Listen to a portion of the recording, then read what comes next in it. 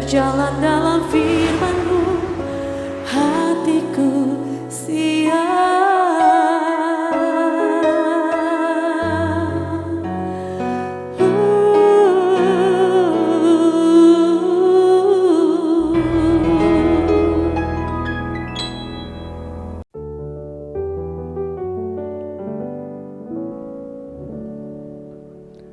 Salam, lover yang dikasihi oleh Tuhan Yesus. Bagaimana kabar saudara saat ini? Kiranya semua dalam keadaan sehat, bersukacita, semuanya diberkati oleh Tuhan. Puji Tuhan. Saudara-saudara yang dikasihi oleh Tuhan Yesus, ini waktu yang sangat baik bagi kita untuk boleh menikmati hadirat Tuhan. Mari kita membawa korban syukur kita di hadapan Tuhan. Karena Dia sudah memelihara hidup kita sepanjang hari ini. Tuhan sudah menyertai kita dan memberkati hal-hal yang kita sudah kerjakan. Tuhan Yesus mengundang kita semua saat ini, marilah kepadaku semua yang letih lesu dan berbeban berat, aku akan memberi kelegaan kepadamu. Puji Tuhan. Saudara-saudara saat ini mungkin menjadi letih, lesu, capek karena ada banyak beban pekerjaan yang belum selesai, ada masalah rumah tangga yang belum kunjung selesai. Tetapi percayalah, kalau kita menghampiri tata kasih karunia Tuhan, hadiratnya memberi kita kelegaan, memberi kita kekuatan hati, sehingga kita akan bisa lebih tenang menjalaninya. Dalam ketenangan hati itulah kita akan mengerti bagaimana Tuhan bekerja dan apa yang harus kita kerjakan. Mari kita bersatu dalam doa. Bapa di surga, kami ucap syukur anugerah Bapa memberi kami kesempatan terbaik untuk boleh menikmati persekutuan dengan-Mu dan boleh menikmati keindahan hadirat-Mu yang Maha Kudus. Saat ini kami menghampiri Engkau, kami membawa korban syukur kami lewat pujian penyembahan kami. Kami juga membawa semua beban berat kami karena kami percaya ketika Tuhan berkata akan memberi kelegaan, kami sangat percaya itu benar-benar akan kami alami. Dalam hadirat Tuhan, kami akan mendapatkan kelegaan, kebebasan, ketenangan hati untuk menjalani hidup ini. Sehingga kami akan punya pikiran yang jernih, punya kestabilan emosi yang baik. Kami jadi peka secara rohani untuk mengerti bagaimana Tuhan menuntun kami, bagaimana Tuhan mengarahkan hidup kami, bagaimana Tuhan memberi kami kekuatan untuk mengatasi semua permasalahan hidup kami. Dalam nama Tuhan Yesus Kristus kami akan menjadi orang-orang yang lebih dari pemenang. Dalam Yesus Kristus kami menjadi orang-orang yang diberkati. Dalam nama Tuhan Yesus kami berdoa. Amin.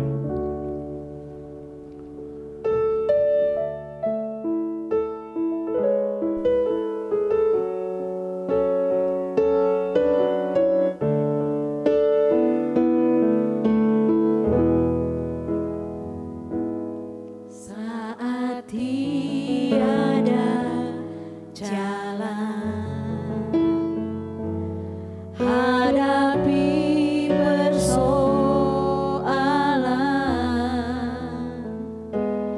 Yesus ada di sana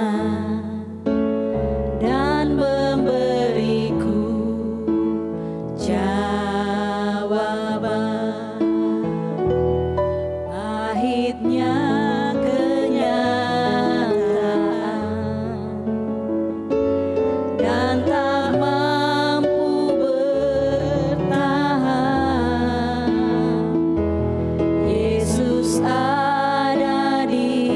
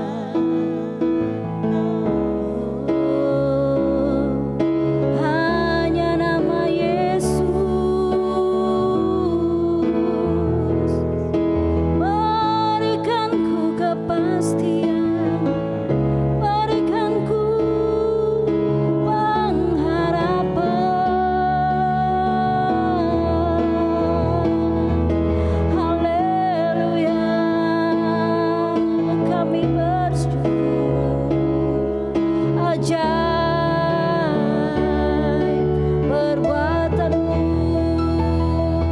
Tuhan, betapa dahsyat, betapa ajaib jalan-jalan-Mu. Tuhan,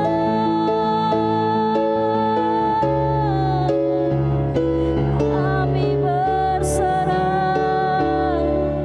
kepadamu.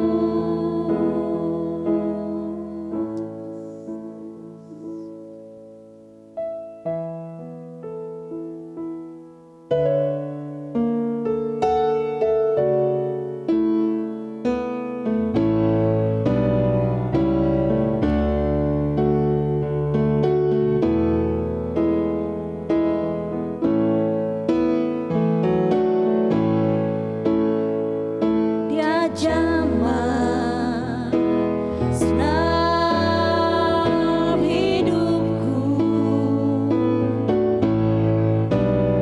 dan beri damai di hatiku.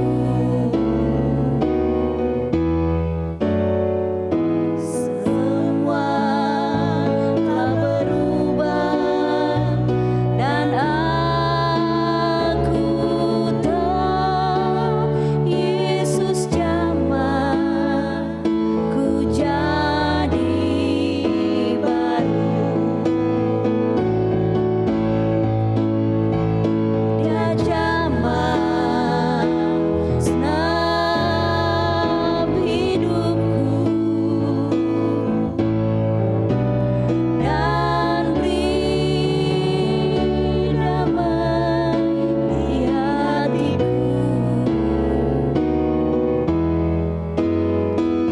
Semua tak berubah dan aku tahu Yesus jamah ku jadi baru.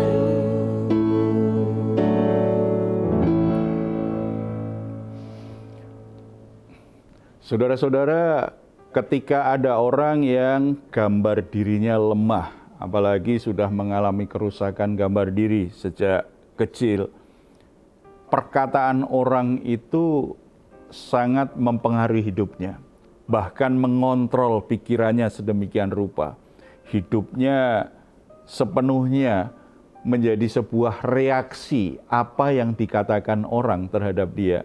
Dia tidak bisa menjadi dirinya sendiri, dia tidak bisa bertumbuh dengan maksimal, dia tidak bisa bersyukur atas keberadaannya. Selalu ada tekanan, selalu ada situasi yang membuat dia tidak suka dengan dirinya, karena gambar dirinya buruk.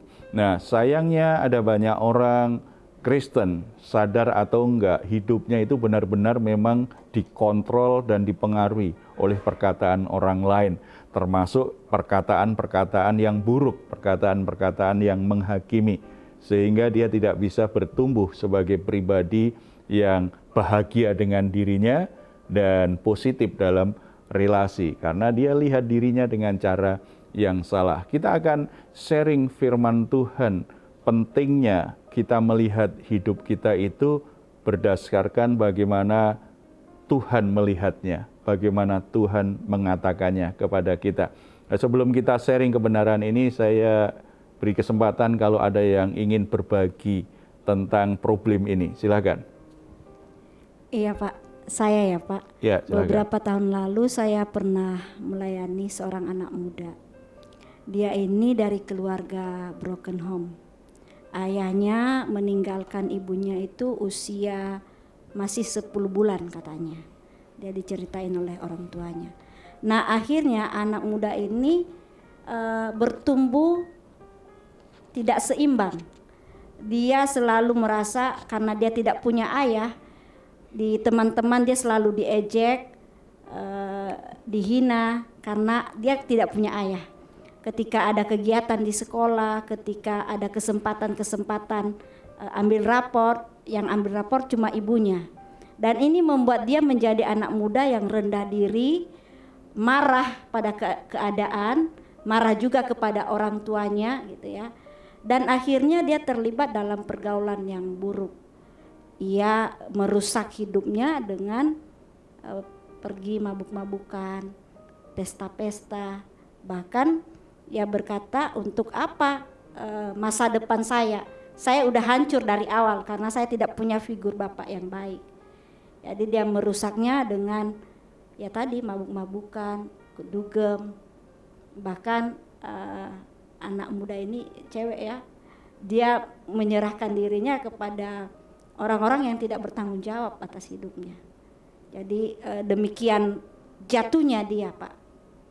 Ya. Karena dia menganggap dirinya udah nggak berguna ya, dirinya tidak ada artinya apa-apa. Ini salah satu contoh bagaimana orang memiliki gambar diri berdasarkan bagaimana orang berkata, bagaimana orang memperlakukan dia. Dan pengalaman buruk itu pertama dia dapatkan dengan cara yang salah, yaitu dari rumahnya.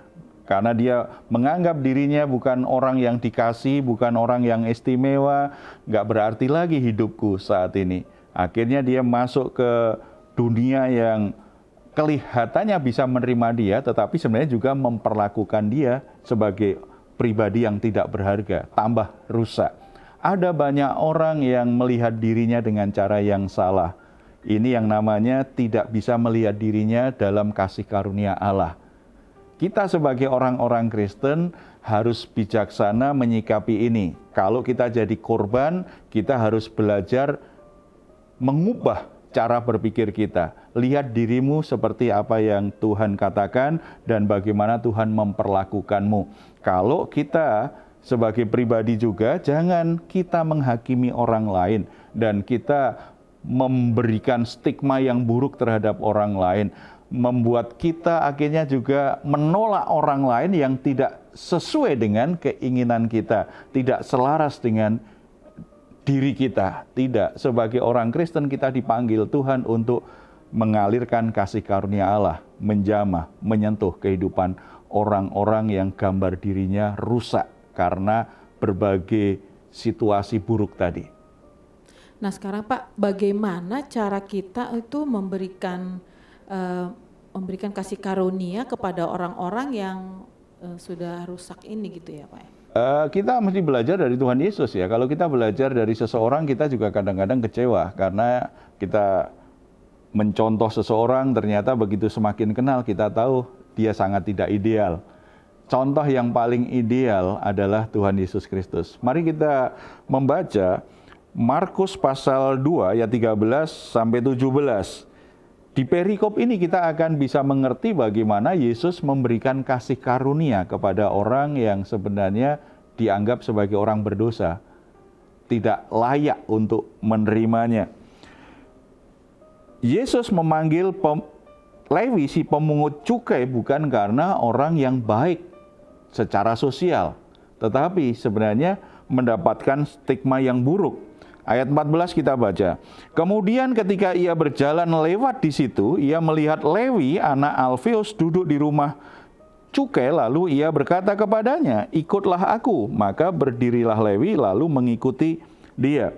Saudara-saudara, kita tahu bahwa pada masa itu Romawi menjajah wilayah di mana Yesus berada.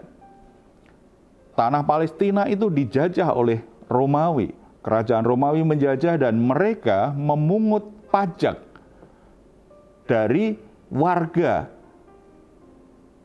negara-negara yang mereka jajah.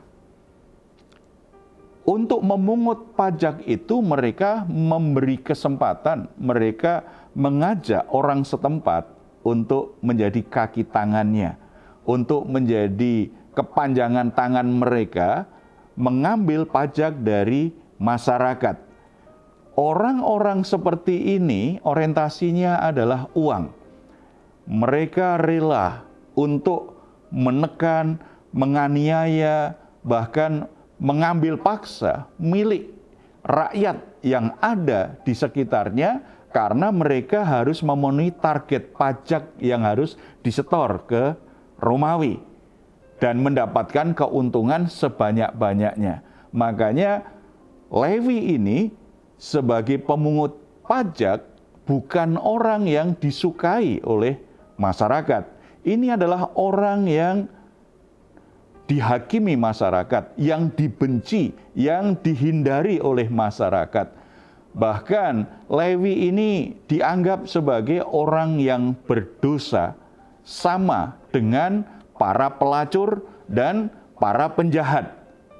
3 kelompok ini dianggap sebagai orang-orang yang sangat berdosa di masa itu dan biasanya disingkirkan oleh masyarakat. Orang tidak suka, cenderung menghindar. Orang Lewi ini sedang bekerja menghitung uang. Yesus berjalan melihat orang Lewi. Apakah Yesus melakukan seperti orang lain, menghindar, kemudian menghakimi, mengolok-olok? Tidak. Justru Yesus menghampiri Lewi dan berkata, ikutlah aku. Ini kasih karunia Tuhan kepada manusia berdosa. Orang Lewi pantasnya disingkirkan. Orang Lewi pantasnya dihindari. Orang Lewi pantasnya dibenci karena sudah menyengsarakan begitu banyak orang. Orang Lewi tidak pantas menjadi murid Yesus. Tetapi ketika Yesus melihat Lewi si pemungut cukai, dia berkata, ikutlah aku. Artinya, Lewi, mari menjadi bagian dari pekerjaanku, menjadi bagian dari misi kerajaan yang aku lakukan, menjadi bagian dari hidupku. Saudara-saudara, ini yang namanya kasih karunia yang diberikan Tuhan kepada orang berdosa. Sebagai orang Kristen, sebagai murid-murid Kristus, kita harus belajar memberikan kasih karunia kepada orang-orang yang tidak layak menerimanya. Orang-orang di sekitar kita, mungkin mereka orang-orang berdosa, kebiasaannya buruk, melakukan hal-hal yang jahat. Tetapi biarlah hatimu tidak ikut-ikutan jahat membenci mereka. Tidak ikut-ikutan jahat menyingkirkan mereka. Tetapi biarlah engkau hadir sebagai wakil Tuhan, sebagai utusan Tuhan, memberikan kasih karunia kepada mereka. Katakan kepada mereka bahwa hidup mereka terlalu berharga untuk disia-siakan. Katakan kepada mereka bahwa Tuhan mengasihi mereka. Bahwa Tuhan punya rencana yang terbaik dalam hidup mereka. Terlalu bodoh untuk menyia-nyiakan hidup, karena Tuhan memberikan masa depan yang terbaik. Ketika kita berkata, bersikap yang menyatakan kasih karunia Tuhan ini, itu akan mengubah hidup orang. Makanya ketika mendengar perkataan Yesus, orang Lewi itu langsung bangkit berdiri, mengikut Yesus. Kemudian untuk menunjukkan betapa bersyukurnya dia sudah temukan kembali hidupnya yang berharga dalam Tuhan, dia buat pesta perpisahan dengan sahabat-sahabatnya. Kita harus tahu, orang Lewi pemungut cukai ini temannya pasti juga orang yang dianggap kelompok orang berdosa tadi. Karena oleh masyarakat yang merasa dirinya baik-baik saja, menghindar, tidak mau bersahabatan dengan mereka. Makanya dia undang sahabat-sahabatnya untuk bersukacita. Ayat 15. Kemudian ketika Yesus makan di rumah orang itu, banyak pemungut cukai dan orang berdosa makan bersama-sama dengan dia dan murid-muridnya. Sebab banyak orang yang mengikuti dia. Coba, Yesus kembali masuk rumahnya si pemungut cukai ini. Di situ ternyata pemungut cukai yang lain diundang. Berarti rumah itu penuh dengan para pemungut cukai dan sahabat-sahabatnya. Ya, kalau bicara sahabatnya mungkin para pemeras juga ada, orang penjahat juga ada, orang-orang disingkirkan masyarakat, pelacur juga ada di rumah itu. Kembali Yesus menunjukkan kasih karunia-Nya. Dia mau datang ke rumah makan bersama-sama dengan orang-orang berdosa itu. Artinya Yesus tidak merasa jijik, tidak merasa bahwa dia nggak pantas bersama dengan mereka. Justru dia hadir di situ untuk menunjukkan bahwa aku mengasihi kalian. Kalian berharga bagiku. Untuk itu aku datang, karena aku melihat engkau membutuhkan kehadiranku. Saudara-saudara, inilah namanya memberi kasih karunia. Tidak menolak, tidak merasa dirinya lebih suci dari yang lain. Tetapi ini tidak dimiliki oleh orang-orang Farisi. Ayat 16. Pada waktu ahli-ahli Taurat dari golongan Farisi melihat bahwa ia makan dengan pemungut cukai dan orang berdosa itu, berkatalah mereka kepada murid-muridnya, mengapa ia makan bersama-sama dengan pemungut cukai dan orang berdosa? Jadi ada banyak orang yang beribadah yang merasa dirinya saleh, akhirnya merasa tidak layak aku berkumpul dengan orang berdosa. Orang-orang Farisi ini mempertanyakan, mereka protes, mengapa Yesus makan bersama-sama dengan orang-orang berdosa ini? Mengapa kamu juga ikut Yesus berkumpul, makan bersama-sama dengan orang berdosa ini? Karena bagi orang Farisi, mereka menganggap bahwa orang-orang yang terlibat dengan pemungut cukai ini adalah orang-orang yang membawa kenajisan. Uang yang mereka miliki, harta yang mereka miliki itu najis. Kalau mereka makan bersama-sama, berarti mereka akan ikut najis, mereka ikut cemar. Dalam kasih karunia Tuhan Yesus, Yesus tidak berprasangka seperti ini. Yesus tetap menganggap ini pribadi yang berharga. Memang ini alasannya. Orang Farisi merasa dirinya suci, makanya dia tidak mau bergaul dengan orang-orang yang dianggap berdosa. Orang-orang Farisi menganggap dirinya lebih baik, makanya dia merasa boleh untuk menghakimi orang-orang yang dianggap berdosa.